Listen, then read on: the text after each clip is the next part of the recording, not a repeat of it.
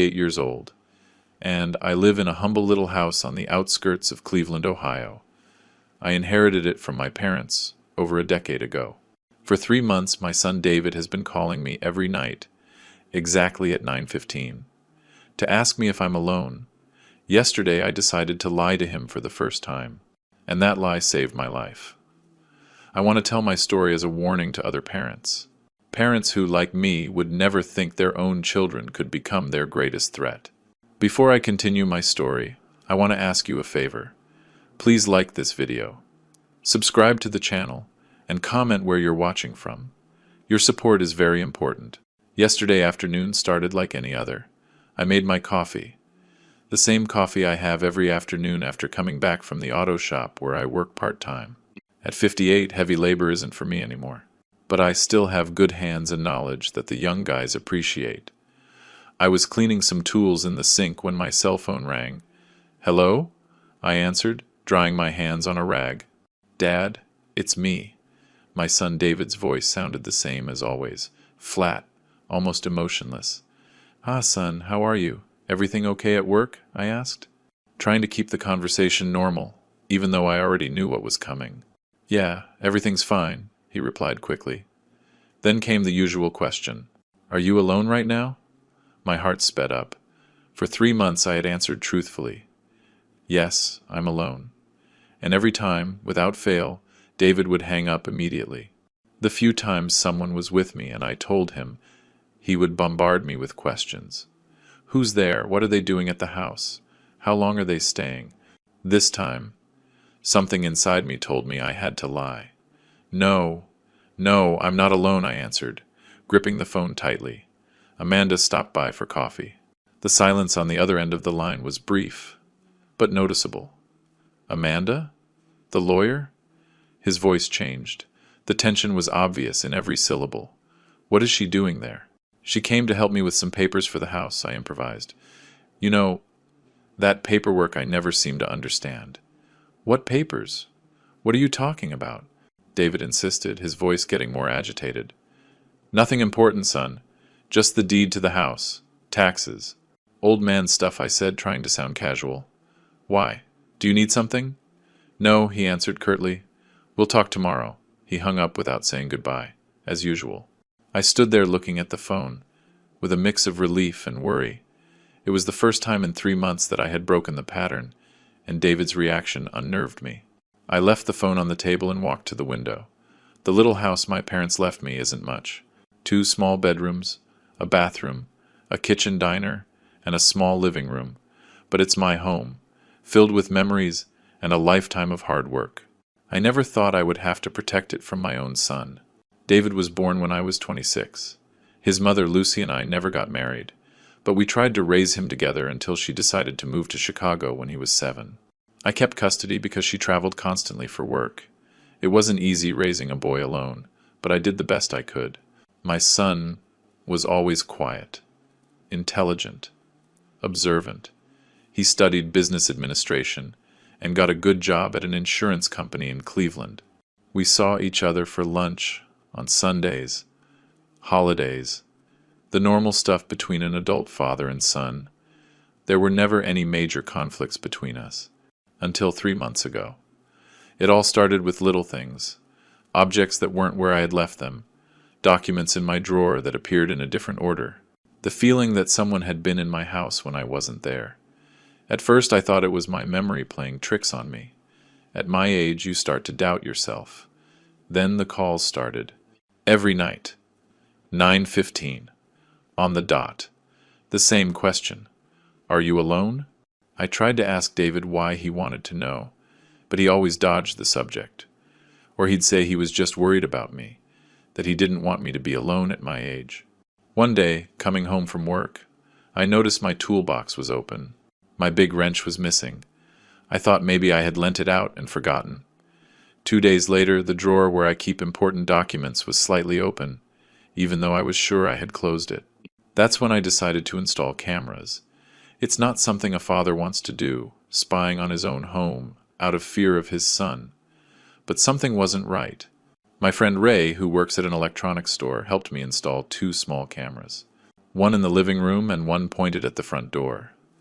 He showed me how to check the recordings on my phone. The first night, nothing happened, nor the second. On the third night, I woke up with a start at 3 in the morning. I thought I heard a noise, but when I checked the house, I found nothing unusual. In the morning, I checked the recordings. My heart almost stopped. At 2:37 inches the morning, the front door opened slowly. David walked in, using a key I never gave him. He moved with the familiarity of someone who knows every corner. He went straight to the document drawer, took out several papers, photographed them with his cell phone, and then carefully put them back.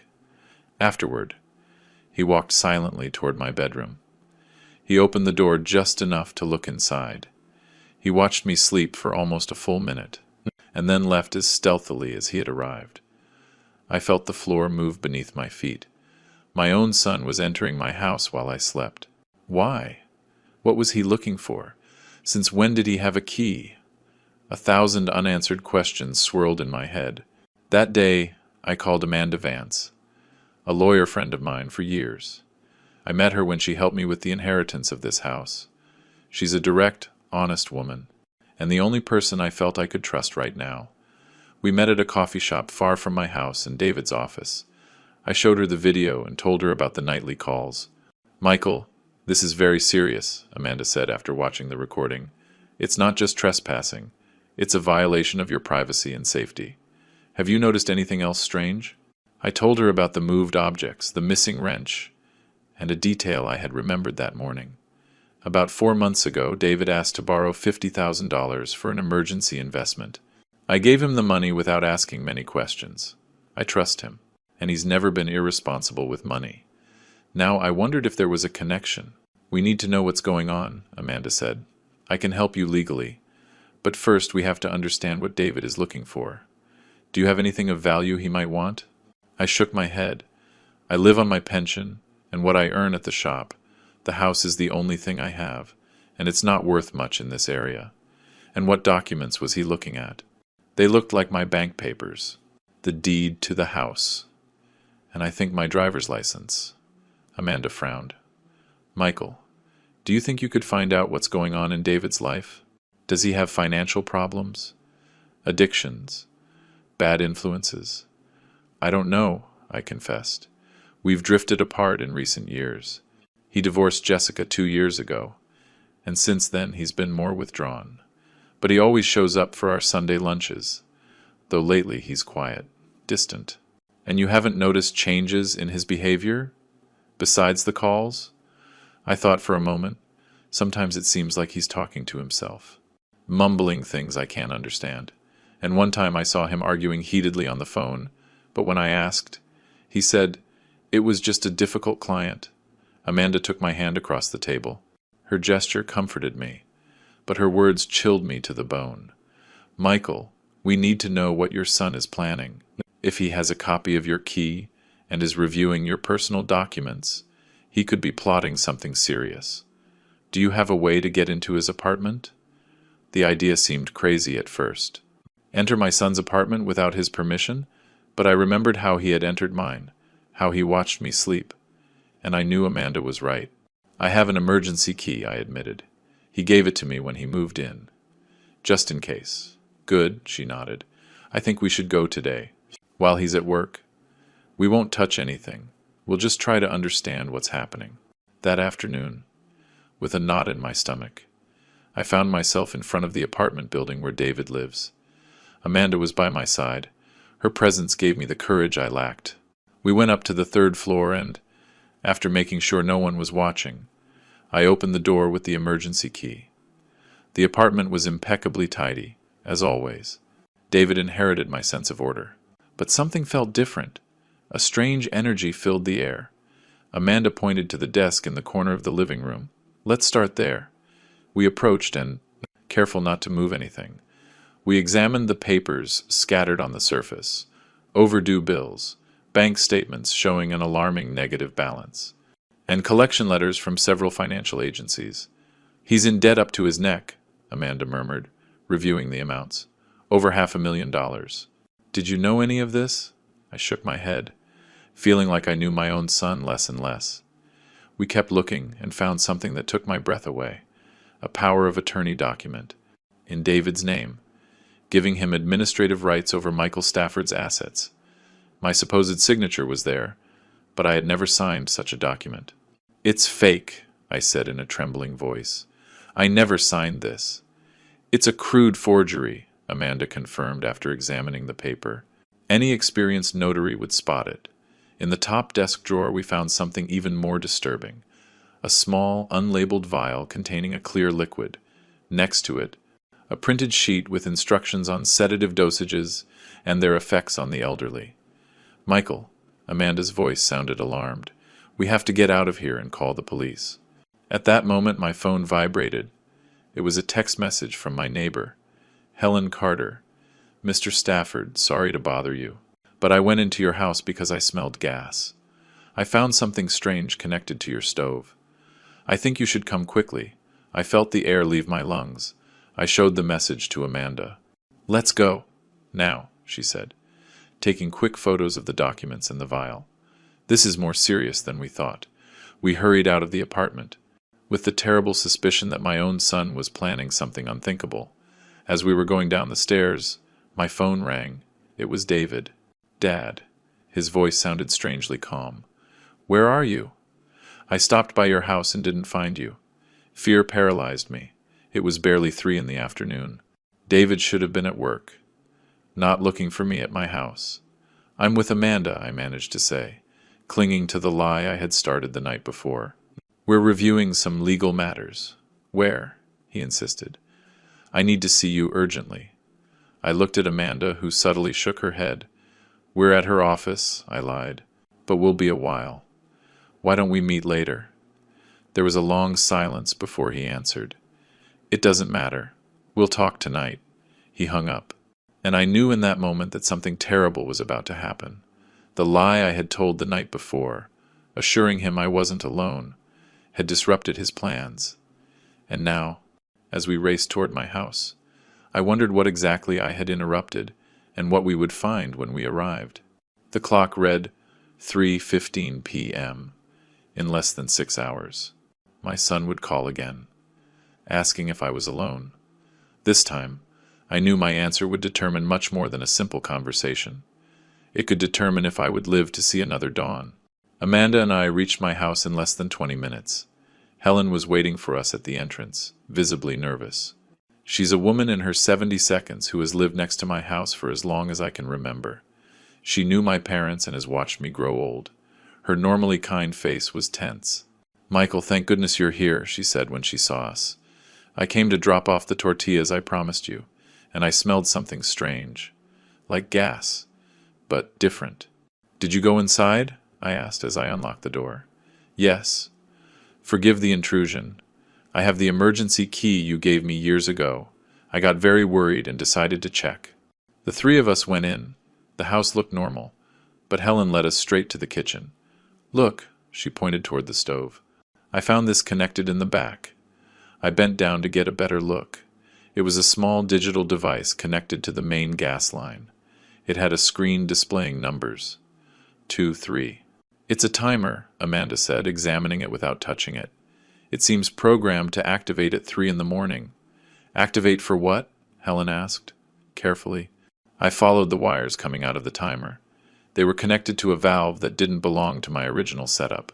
"To open the gas," I answered in a thin voice, "at 3 in the morning, while I'm sleeping."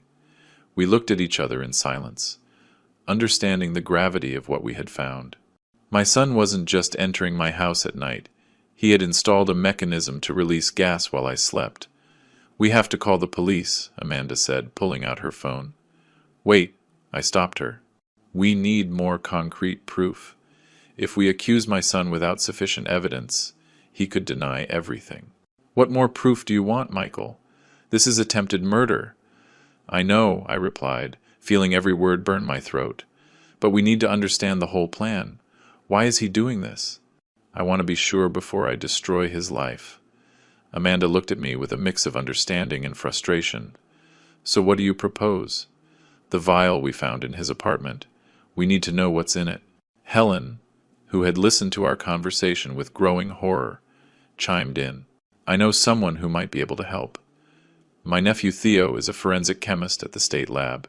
If it's urgent, he might be able to analyze it discreetly. That would be perfect, Amanda said. But first, let's disconnect this thing and document everything. She took photos of the device from several angles while I, with trembling hands, carefully disconnected it. We put it in a plastic bag along with the tools David had used to install it. You can't stay here tonight, Amanda said. It's too dangerous. He can stay at my house, Helen offered.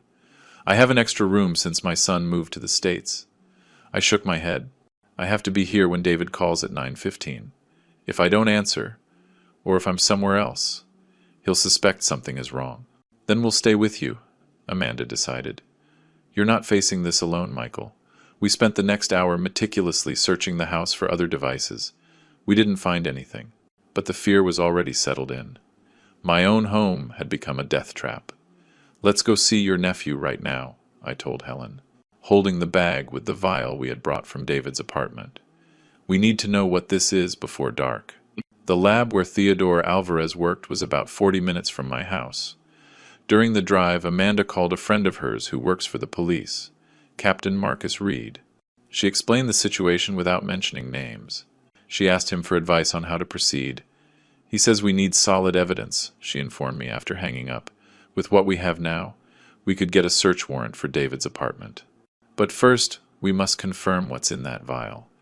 Theo met us at the back entrance of the lab. He's a young man, about 35, with thick glasses and a serious expression.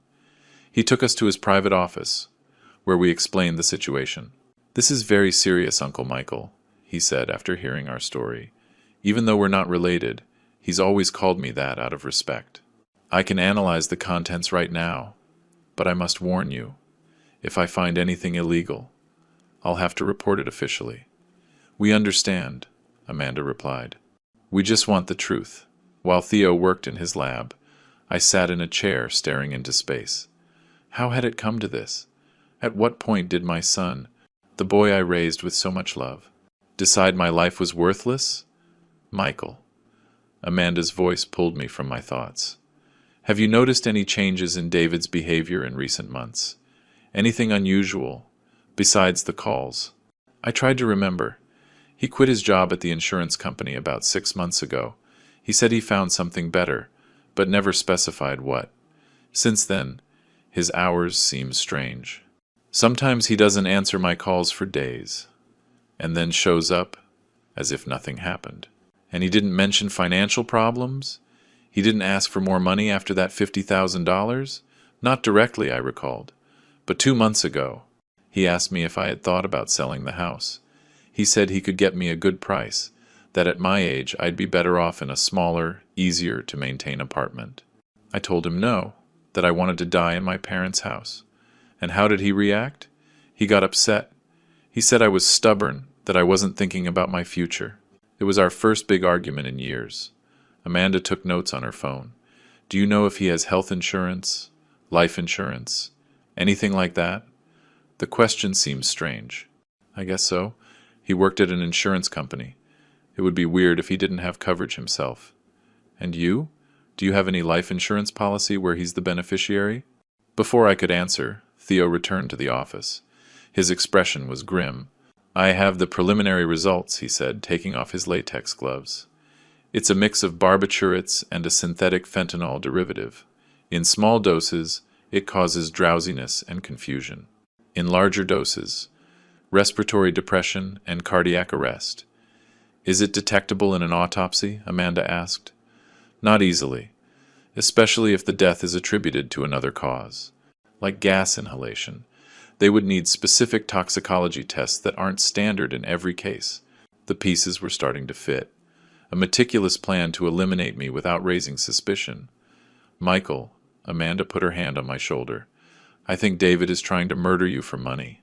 The debts, the forged power of attorney, the device on the stove, this substance, it all points to a life insurance policy or something similar. But I don't have any insurance policy worth anything, I answered, confused.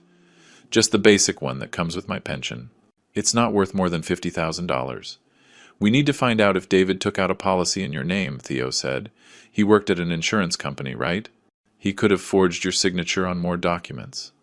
I looked at the clock. 6:30 p.m. Less than 3 hours until David's usual call. Let's go back home, I decided. I need to be there when he calls. Theo kept a sample of the liquid as evidence and walked us to the exit. I'll give you my official report tomorrow. In the meantime, be very careful. If we're really dealing with a planned murder attempt, the person responsible could take desperate measures if they suspect they've been discovered. Back at home, Amanda made more calls. She contacted a friend who works in the fraud department of an insurance company. She asked him to investigate if there was any recent policy in my name. I have another theory, she said while we waited. What if David took out a life insurance policy on you without your knowledge? With his experience in the field, he would know how. But he'd need my signature. Medical exams, all forgeable, especially for someone with contacts in the industry. And it would explain why he was looking at your documents. He needed personal information, copies of your ID, maybe your medical history. The idea was so twisted I had trouble accepting it. My own son, planning my death for money. At 8:45, Amanda's friend called back. She hung up and looked at me. You were right, she told her friend. A life insurance policy exists in your name for $1.5 million, taken out 4 months ago with National Insurance. The sole beneficiary is David Stafford. What's interesting is that the policy has a special clause that doubles the payout in case of accidental death. $3 million, I murmured, processing the number. All this for money? The debts we saw in his apartment were over $500,000, Amanda recalled. Maybe he's more desperate than we imagined. As I was processing this, the house phone rang. I looked at the clock. 9:10. 5 minutes before David's usual call time. It was strange for him to use the landline instead of my cell. Don't answer, Amanda warned. He might be checking if you're home. We let it ring until the machine picked up. No one left a message. At 9:15 on the dot, my cell phone vibrated. It was David, punctual, as always. Put it on speaker, Amanda whispered. I nodded and answered. Hello, Dad? David's voice sounded different, tenser than usual. How are you? Fine, son. And you? Busy. Lots of work. He paused. Are you alone? I looked at Amanda, who nodded slightly. No, I replied. Amanda is still here. We've been reviewing some important documents all day. The silence on the other end was longer than usual. What documents? Nothing special. House stuff. Is she staying the night? The question was too direct. Almost aggressive. Probably, I improvised. It's late, and we still have a lot to review. Another silence. I could almost feel my son's frustration through the phone. Dad, I need to talk to you alone. It's important. Can I come over now? Amanda shook her head vigorously. It's not a good time, son. Can we talk tomorrow? I'll buy you breakfast. It's urgent, he insisted. It'll only take 5 minutes. Really? I can't tonight. We're in the middle of something important. What could be so important? His tone turned hostile. What exactly are you reviewing? I felt a chill. The conversation was taking a dangerous turn. David, we'll talk tomorrow. I love you, son. No. Wait. I hung up. Immediately, the phone rang again. I didn't answer. He's coming, Amanda said, standing up. I'm sure of it. Let's call the police. Now. Before I could answer, we heard a noise at the back door. Someone was trying to open it with a key. It's him, I whispered, terrified. Amanda grabbed her phone and dialed quickly. Marcus, we need help immediately, she said in a low voice. She gave him my address and hung up. The police are on their way, she informed me. But they'll be at least 10 minutes. The sound of the key turning in the lock paralyzed us. The back door opened slowly. Dad? Are you there? David's voice sounded strangely calm. I didn't answer. Amanda and I looked at each other, weighing our options. My house is small. Not many places to hide. I know you're here, David continued, walking into the kitchen. Your car is outside. I made a decision. I stood up and walked toward the kitchen. Amanda tried to stop me, but I signaled for her to stay back. I'm here, son, I said, facing him. David was standing by the stove, exactly where the device we disconnected hours earlier had been. He was carrying a small backpack, and his gaze quickly scanned the kitchen, looking for something. "Where's Amanda?" he asked, his voice controlled but his eyes restless. "She went out to buy something for dinner." "What's so urgent it can't wait until tomorrow?" David put his backpack on the kitchen table. "I wanted to talk about the house. I've been thinking about what we discussed. About you selling it. I already told you, I don't want to sell." "It's what's best for you," he insisted. "This neighborhood isn't safe anymore for an older person living alone." "I'm not that old, David. And I like my life here." My son walked over to the stove and looked behind it, immediately noticing something was missing. "Have you been moving things around here?" he asked, his tone now tighter. "What do you mean, the gas connection? It looks like someone tampered with it." "The repairman came yesterday," I lied. "There was a small leak." David stared at me, evaluating my answer. Then, without warning, he opened his backpack and took out a vial identical to the one we found in his apartment. "I brought you some vitamins," he said, placing the vial on the table. "For your blood pressure. You should take them tonight. Before bed." My heart was beating so hard I was afraid he could hear it. "Thanks. But I already took my medication. These are new, more effective." He opened the vial and took out 2 white pills. "Take them now. They'll help you sleep better. I'd rather wait until tomorrow. I want to check with my doctor first." David's expression changed. I saw something in his eyes I had never seen before, a calculating coldness I didn't recognize in my son. "I insist, Dad. It's for your own good." He walked toward me, holding out his hand with the pills. Just then, Amanda appeared in the kitchen doorway. "The police just arrived, Michael," she announced in a firm voice. David spun around, surprised. His hand instinctively closed over the pills. "Police? Why did you call the police?" he asked me, his voice trembling now. Before I could answer, 2 uniformed officers entered the kitchen. Behind them came Captain Marcus Reed, in plain clothes. "David Stafford?" Reed asked. My son nodded, visibly nervous. "We have some questions about a device found in this house. A vial of controlled substances, and an insurance policy taken out 4 months ago," the captain continued. "I suggest you come with us to the station." David looked at me, his eyes now filled with panic. For an instant, I saw the scared little boy I once comforted after a nightmare. Then, his expression changed again, hardening. "I don't know what you're talking about," he said. "I just came to visit my father, to bring him some vitamins." The captain pointed to the vial on the table. "Are those the vitamins? Do you mind if we have them analyzed?" In that moment, David seemed to collapse. His shoulders slumped, and all the tension in his face transformed into an expression of defeat. "He ordered me to do it," he murmured, so low I barely heard him. "He said it was the only way." "Who ordered you, son?" I asked, approaching cautiously. David looked up, his eyes strangely empty. "The man in the corner, the one who talks to me when no one else is around. He said if I didn't do it, he would come for me." A chill ran down my spine. There was no man in any corner. My son was talking about voices in his head. "David, how long have you been hearing this man?" the captain asked, his voice surprisingly gentle. "For a while. Months. Years, maybe." David put his hands to his head. He wanted me to make sure Dad was alone, that no one interfered. I looked at Amanda, whose eyes reflected the same painful understanding that mine surely did. This was beyond debt, beyond money. My son was sick, gravely ill. As the officers handcuffed David and read him his rights, I felt my world fall apart.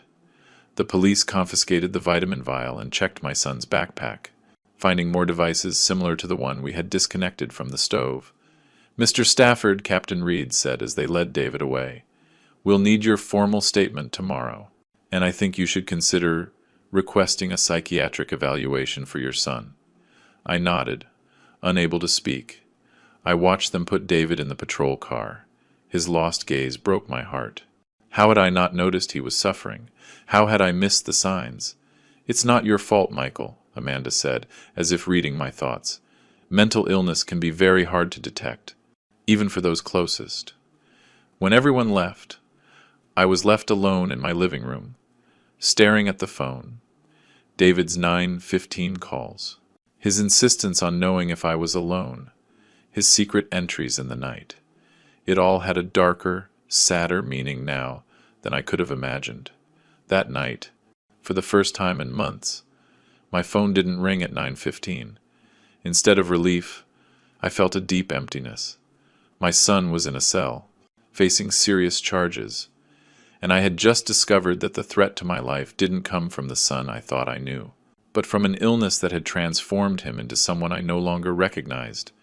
Tomorrow, I would have to face interrogations, paperwork, lawyers, doctors. But tonight, I could only think about all the times David had asked me if I was alone. Maybe, deep down, he was the one who had always felt alone, trapped in a mind that was playing terrible tricks on him, and I, his father, had failed to see it. I didn't sleep that night. How could I, knowing my son was in a cell, facing charges for trying to kill me? The dawn found me sitting in my living room, a cold cup of coffee in my hands, trying to understand how we had gotten to this point.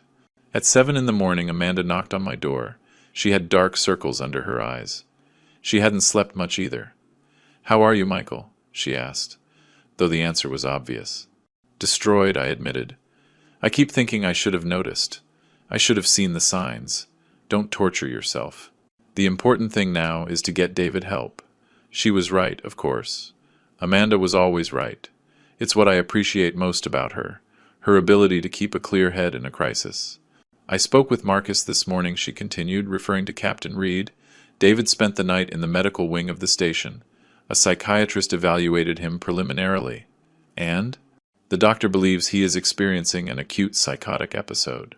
He mentioned paranoid schizophrenia as a preliminary diagnosis, but they'll need more evaluations." The word schizophrenia landed on my shoulders like a ton of bricks. I had heard of the illness, but always as something distant, something that happened to other people. What happens now? There's a preliminary hearing at 10. The judge will determine if David should remain in custody or if he can be transferred to a psychiatric institution while the investigation is completed. I stood up, resolute. "We have to be there." "Of course," Amanda nodded. "But first, there's someone who wants to talk to you." Before I could ask who, the doorbell rang. Amanda opened the door, and in walked a woman I hadn't seen in years. Jessica Anderson, David's ex-wife. "Michael," she said, moving in for a brief hug. "I'm so sorry." Jessica and David were married for 5 years. They divorced 2 years ago, supposedly due to irreconcilable differences.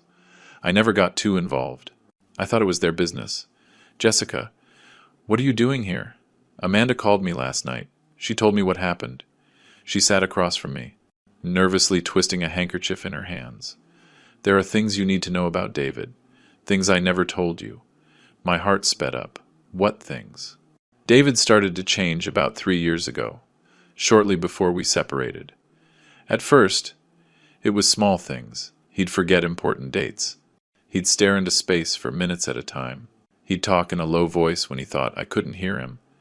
"That doesn't sound so strange," I commented, though a knot was forming in my throat. Then it got worse. He started accusing me of conspiring against him. He'd say I was talking to his colleagues behind his back, that I moved his things to confuse him. One night I found him in the kitchen, in the dark, convinced someone had broken in to poison us. Every word was like a stab.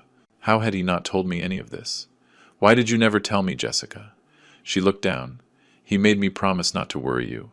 He said he could handle it, that it was just anxiety from work stress. He started seeing a psychiatrist, Dr. Robert Mercer. He seemed to be getting better with the medication."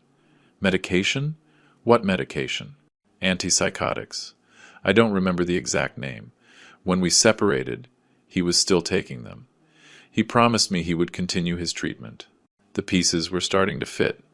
The debts, the erratic behavior, the nightly calls." "Do you think he stopped taking his medication?"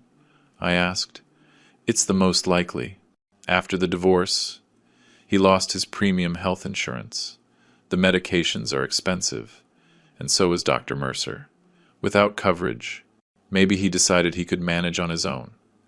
Amanda, who had been listening silently, spoke up. "We need to talk to that doctor. Do you think he'd give us information on David's case?" "With a court order, definitely," Jessica replied. "But I can tell you something else. Toward the end of our marriage, David was obsessed with the idea that someone was watching him. Specifically through you, Michael." "Through me?" I asked, confused. "He believed they. He never specified who they were. Had installed devices in your house to spy on him. That they used your phone to listen to his conversations. Even when he wasn't with you. That's why he started avoiding visiting you. And now he was calling me every night to verify I was alone," I murmured, understanding the twisted logic. "He wanted to make sure no one else was listening. It's typical of paranoid delusions," Jessica explained. "They build complex logical systems based on false premises. How do you know so much about this?" "My sister is a clinical psychologist. After David's symptoms started, I read everything I could on the subject. The clock read 8:30. We had to get ready for the hearing. "Jessica, thank you for coming," I said, standing up. "Would you come with us to the courthouse? Your testimony could be crucial." She nodded without hesitation. Of course. Even though our marriage ended, I never stopped caring about him.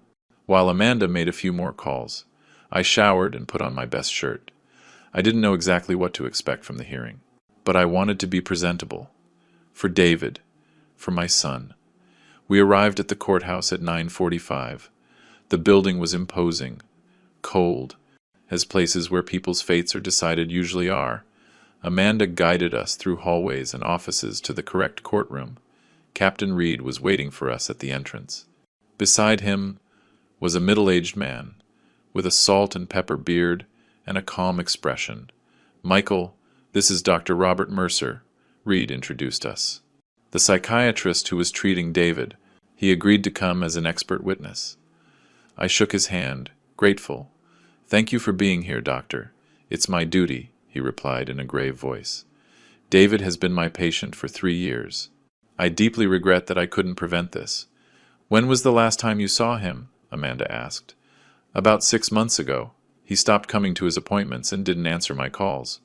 It's common for patients with his condition to abandon treatment when they start to feel better, or when the symptoms tell them they can't trust their doctor."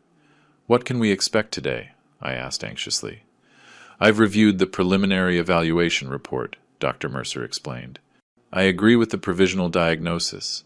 David is experiencing a severe psychotic break, with structured paranoid delusions and possibly auditory hallucinations. My recommendation will be for him to receive intensive psychiatric treatment instead of incarceration." "And will the judge accept that recommendation?" Jessica inquired. "It depends on several factors," Reed interjected. "The severity of the attempt, the evidence of premeditation, the risk to society. But the doctor's testimony will carry a lot of weight, especially if you, Mr. Stafford, do not press formal charges." "Not press charges?" The idea surprised me, but he tried to. "Kill you, yes," Amanda completed softly. "But if it's determined he acted during a psychotic episode, without full awareness of his actions, the priority should be his treatment, not his punishment." Before I could answer, a bailiff announced the hearing would begin in 10 minutes. We entered the courtroom and took seats in the front row. The atmosphere was tense, suffocating. The side door opened, and 2 officers escorted David in. My heart sank when I saw him. He was wearing a gray detainee uniform, his hands cuffed in front of him. His gaze nervously scanned the room, without focusing on anything or anyone. When he finally saw me, his expression changed for an instant, but I couldn't tell if it was fear, shame, or something else. The hearing began with the formal reading of the charges: attempted premeditated murder, forgery of documents, insurance fraud. Every word was like a dagger. I couldn't reconcile that list of crimes with the son I had raised. The prosecutor presented the evidence: the device from the stove, the vial with the toxic substance, the photos from David's apartment with the forged documents, the forensic chemist's report. It was all overwhelming, irrefutable. Then it was the witness's turn. First, Theo testified, explaining the nature of the substance found and its lethal effects. Then it was Amanda, detailing how we uncovered the plan. When they called me to the stand, I felt like my legs could barely hold me. I swore to tell the truth. And then I recounted the story from the beginning. The nightly calls, the moved objects, the recordings of David entering my house, the discovery of the life insurance policy. "Mr. Stafford," the judge asked, a man with a stern face but kind eyes, "do you wish to press formal charges against your son?" I looked at David, sitting next to his public defender. He seemed absent, as if his mind was somewhere else, fighting battles invisible to all of us. "No, Your Honor," I answered firmly. "My son is sick. He needs treatment, not a cell." David looked up for the first time, his eyes meeting mine. I saw confusion, pain, and a glimmer of that little boy who once asked me to check under his bed for monsters. Dr. Mercer's testimony was extensive and detailed.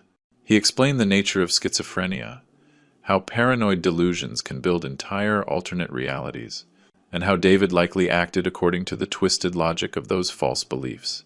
"In my professional opinion," he concluded, "David Stafford was not fully aware of the criminal nature of his actions. His illness clouded his judgment, replacing reality with a scenario of imaginary threats that to him were absolutely real." While the doctor was speaking, the back door of the courtroom opened silently.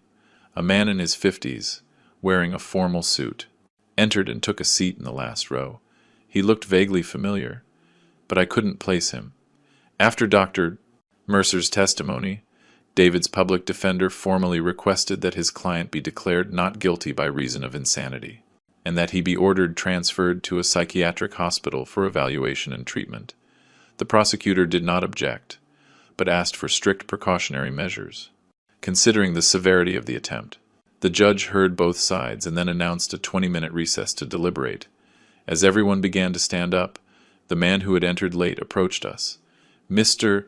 Stafford," he said, extending his hand.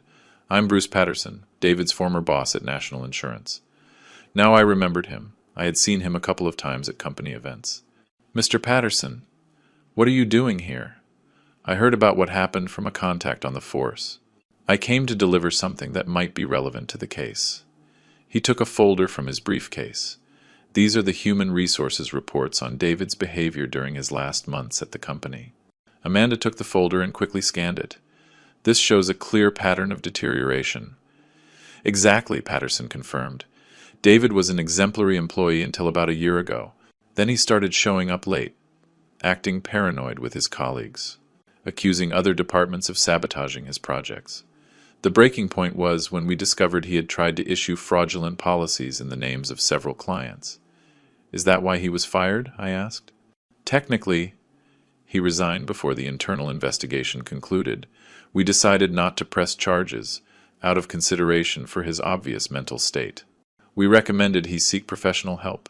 He looked down, embarrassed. "Maybe we should have been firmer. Contacted his family." "Don't blame yourself," Dr. Mercer intervened. "Mental illnesses are complex. Without the patient's consent, there are limits to what employers can do." The bailiff announced that the judge was ready to deliver his ruling. We returned to our seats, now with Bruce Patterson beside us. The judge entered, and we all rose. His face revealed nothing. Having heard the testimonies and examined the evidence presented, this court rules as follows. First, there is sufficient evidence to establish that the defendant, David Stafford, planned and began to execute actions that, if completed, would have resulted in the death of Michael Stafford. He paused, and the silence in the room was absolute. However, there is also compelling medical evidence that the defendant suffers from a severe mental disorder that significantly affected his ability to understand the criminality of his acts. Therefore, the defendant is declared not guilty by reason of insanity. A murmur went through the room. The judge continued. "The defendant is ordered to be immediately transferred to the state psychiatric hospital for comprehensive evaluation and treatment for an initial period of 3 years, subject to periodic reviews of his progress. During this time, he is prohibited from any contact with the victim without medical supervision and judicial authorization." I looked at David, waiting to see some reaction. But his face remained impassive, as if the sentence was about someone else. The judge banged his gavel, concluding the hearing. The officers approached David to take him away. "Can I talk to him?" I asked the public defender. "I'm sorry, Mr. Stafford. He will be transferred immediately to the hospital. Maybe in a few weeks, when he's more stabilized." I watched them take my son away, handcuffed, guarded like a criminal, but a victim of his own sick mind. I wanted to run to him, hug him, tell him everything would be okay, that we would help him heal, but I remained motionless, paralyzed by the mix of relief, pain, and guilt that overwhelmed me. Outside the courthouse, the sun shone with cruel indifference. Life went on. The world kept spinning, oblivious to how my reality had shattered in less than 24 hours. "You did the right thing, Michael," Amanda said, squeezing my hand. "David will get the help he needs. And after? What happens when he gets out? How can I ever trust him again?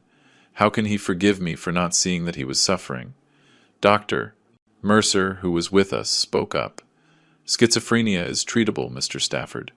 With proper medication and therapy, many patients manage to lead functional lives. It won't be an easy road, but there is hope." "I'd like to visit the hospital," I said. "See where he'll be. Meet the doctors who will treat him." "I can arrange that," the doctor offered. "I know the director. In fact, if you'll allow me, I'd like to stay involved in David's case. I feel a certain responsibility for having lost contact with him." I nodded gratefully. At least David would have good professionals looking after him. Jessica approached, her eyes moist. "I have to go. I have a flight back to Chicago this afternoon, but I'll be in touch, Michael. And if you need anything, thank you for coming, Jessica. Your testimony was crucial." We said goodbye with a brief hug. As I watched her walk away, I thought about everything I didn't know about my son's life, all the signs I had missed. Bruce Patterson also said goodbye, handing me his card. "Please, keep me informed of David's progress. He was an excellent employee, very talented. When he's better, we could talk about possibilities of him returning." It was a kind gesture, though I knew David's road to recovery would be long. Amanda drove me back home. We barely spoke during the ride. We didn't need to. Her presence was comfort enough. When we arrived, I saw my house with new eyes. The place that had been my refuge for decades now seemed strange, tainted by the memories of what almost happened there. "Do you want me to stay with you tonight?" Amanda offered. "No, I'll be fine. I need to be alone for a bit. Process all this." She looked at me with concern. "Are you sure? It's been a very intense day." "I'm sure. I'll call you tomorrow, I promise." When she left, I slowly walked through each room, trying to reconnect with my home. In the kitchen, where the lethal device had been, I stopped. The clock read 9:13 p.m. For an instant, I expected the phone to ring at 9:15, as it had every night for the past 3 months. But it didn't ring, and I knew it wouldn't ring for a long time. I poured myself a glass of water and sat in my favorite armchair. On the coffee table was the photo of David when he was 10, smiling with crooked teeth, proudly holding his first math award. He was the bright boy I had raised alone, the promising young man in whom I had placed so many hopes. Now that boy was locked in a psychiatric hospital, fighting demons I couldn't even imagine. And even though he had tried to kill me, I couldn't help but think that, somehow, I had failed him too. 6 months have passed since David was admitted to the state psychiatric hospital. 6 months of weekly visits, of progress and setbacks, of hope and despair. The first time they allowed me to see him was 3 weeks after the hearing. He had lost weight, and the medication kept him in an almost lethargic state. He barely recognized me when I entered the visiting room. His eyes, once bright and intelligent, seemed dull, looking through me as if I were transparent. "Hi, son," I said, sitting across from him. A nurse stayed in the corner of the room, watchful but discreet. David blinked slowly. "Dad?" he murmured. It wasn't a question or a greeting, just a mechanical acknowledgement of my presence. "How are you feeling? Are they treating you well?"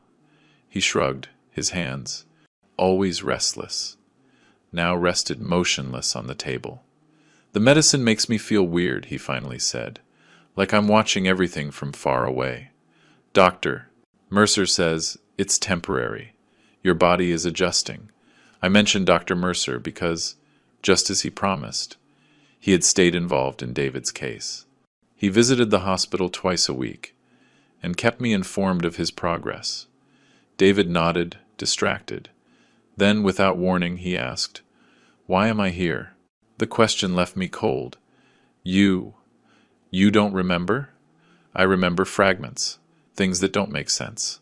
He frowned, struggling to connect scattered pieces in his mind. "I remember calling you every night. I remember coming into your house when you were sleeping. But I don't understand why. You were sick, son. You still are. But you're getting better.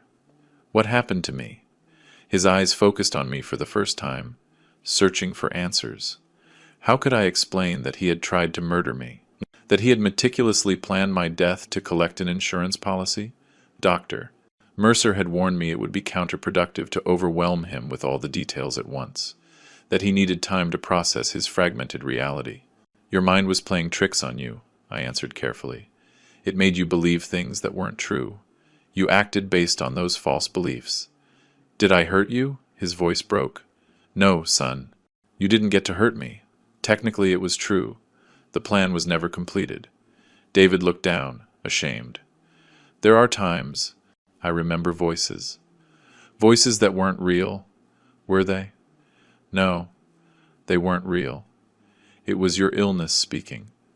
That first visit was brief, but painful. My son was there physically, but a part of him was still lost in the labyrinth of his mind. As I was leaving, he stopped me by grabbing my sleeve. "Will you come back?" he asked in a small voice, like when he was a child and afraid I'd leave him. "Every week," I promised. "I'll be here every week without fail." And I kept my promise. Sometimes the visits were disheartening. David would be withdrawn, confused, trapped in his own thoughts. Other times, I'd see glimpses of the son I knew. He'd ask coherent questions about my work. He'd recall anecdotes from his childhood. He'd even smile occasionally. Doctor, Mercer adjusted his medications several times, searching for the balance between controlling the symptoms and allowing him to maintain some clarity. He explained that treating schizophrenia is a process of trial and error, that every patient responds differently. Meanwhile, I tried to rebuild my life. Amanda helped me install a new security system at home, not because I was afraid of David, but because I needed to regain the sense of safety I had lost. I went back to work at the shop. Though my colleagues noticed I was quieter, more introspective, Helen became my daily support. She brought me food, insisted we have dinner together at least 3 times a week, and never mentioned what happened unless I brought it up. Today is an important day. After 6 months, David will have his first formal evaluation before the judge. The doctors will present their progress report, and it will be decided if he continues on the same regimen or if the conditions of his hospitalization will be modified. I arrive at the courthouse early. It's the same one where the initial hearing was held, but today it feels different, less intimidating, maybe because I know what to expect, or maybe because I now better understand what's at stake.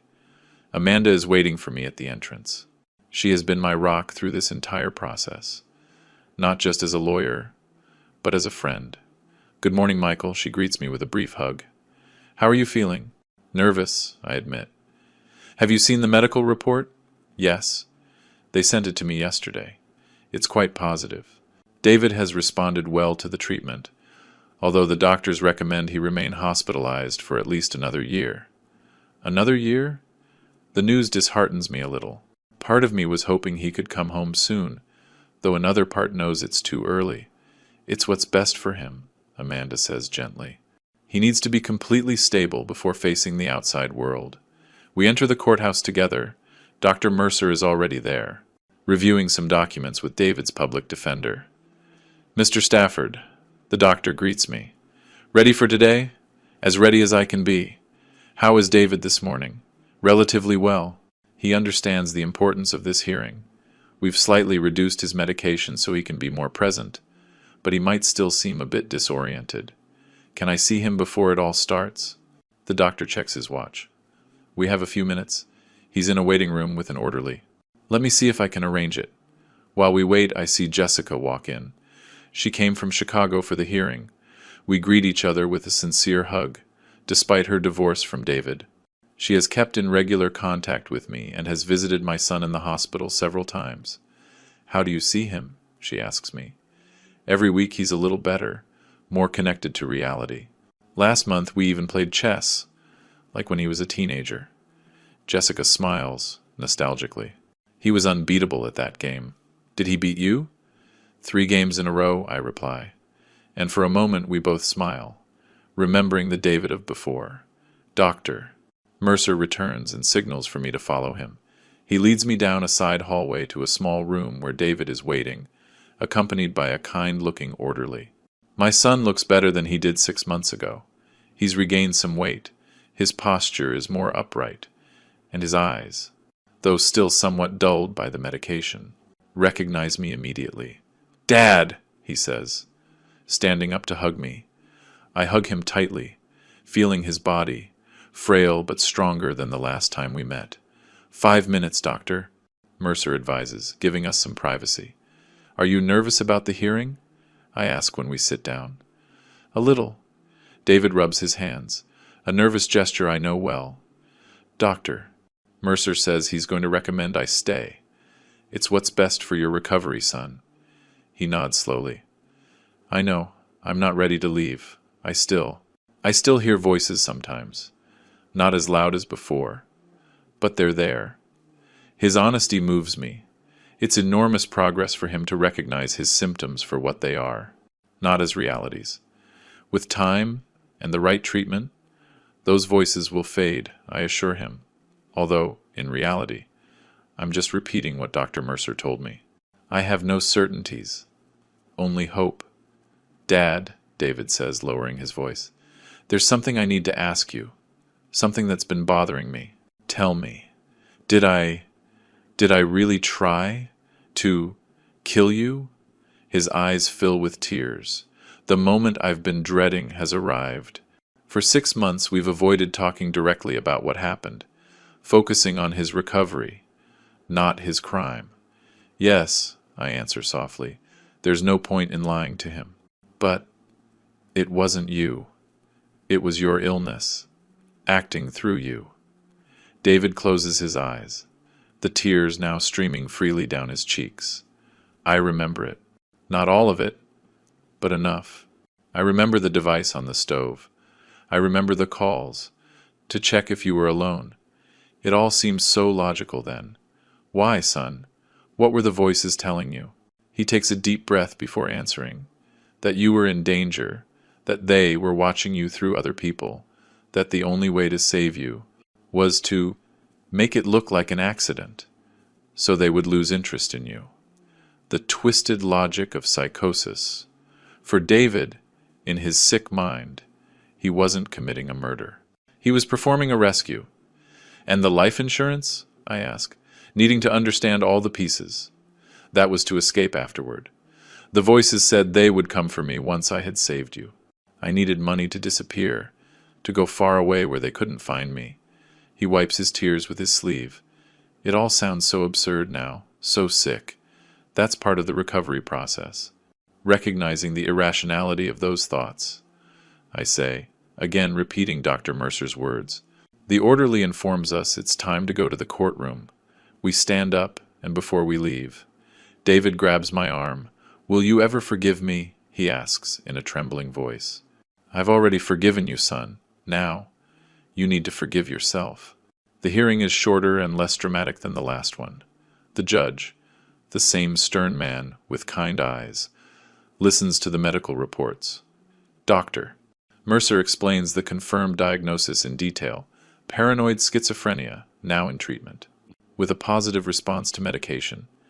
David sits next to his lawyer, answering clearly when asked direct questions. He acknowledges his illness, understands the need to continue treatment, and expresses remorse for his actions, though he clarifies that he acted under the influence of delusions he believed were real at the time. When it's my turn to speak, I express my unconditional support for the medical recommendations. I ask that the possibility of supervised leave be considered in the future, so David can begin to gradually reintegrate into normal life. The judge listens to all parties and then issues his decision. David will remain hospitalized for an additional period of 12 months, with quarterly evaluations. A more flexible visitation schedule is authorized, and the possibility of supervised outings after the 9th month, provided the doctors deem it appropriate. It's a sensible, balanced ruling.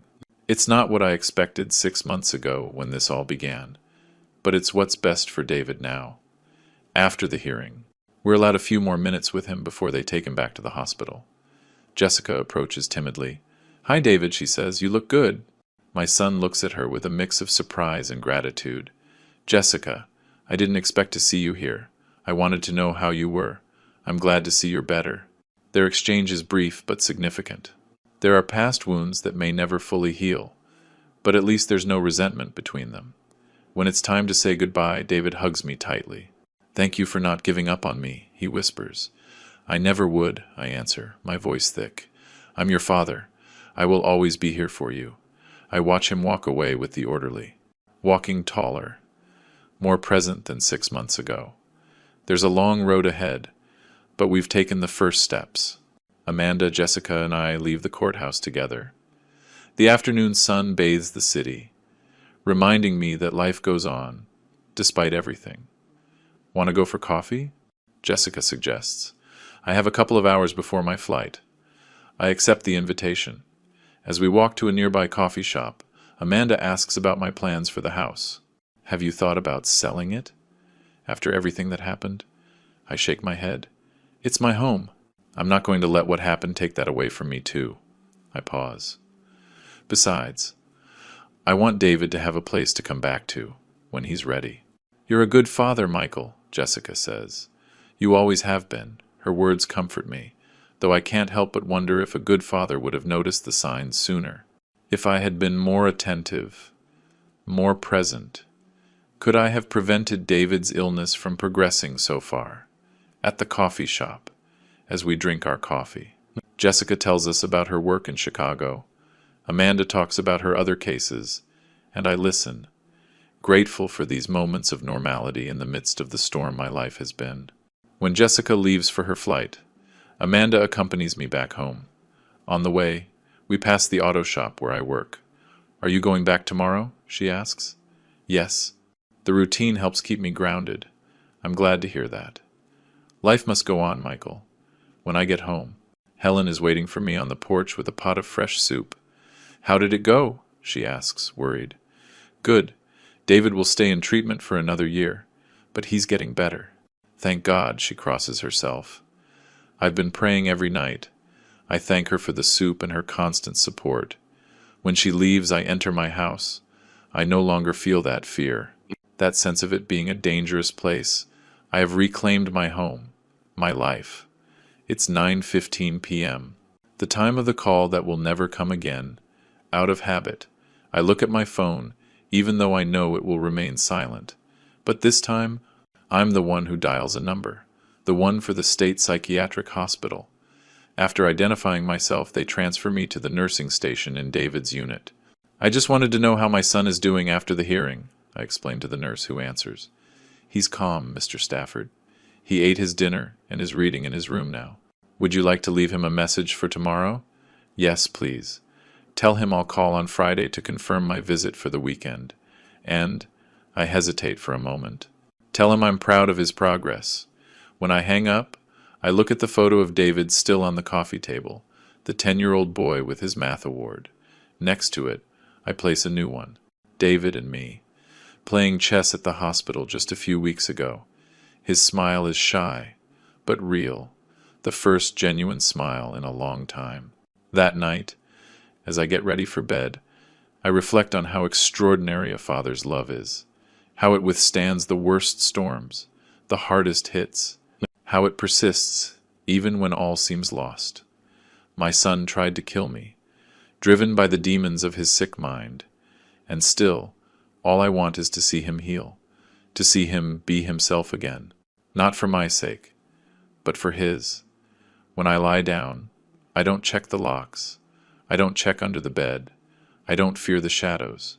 For the first time in a long time, I sleep peacefully, knowing that David and I are both on the right path, a difficult path, full of challenges, but also of hope. The lie I told that night saved my life. But the truth, as painful as it has been, is saving my sons. And that's all a father can ask for. If my story moved you, please like and subscribe so you don't miss my next confessions. Remember, sometimes a lie can save your life, but the truth always saves the soul.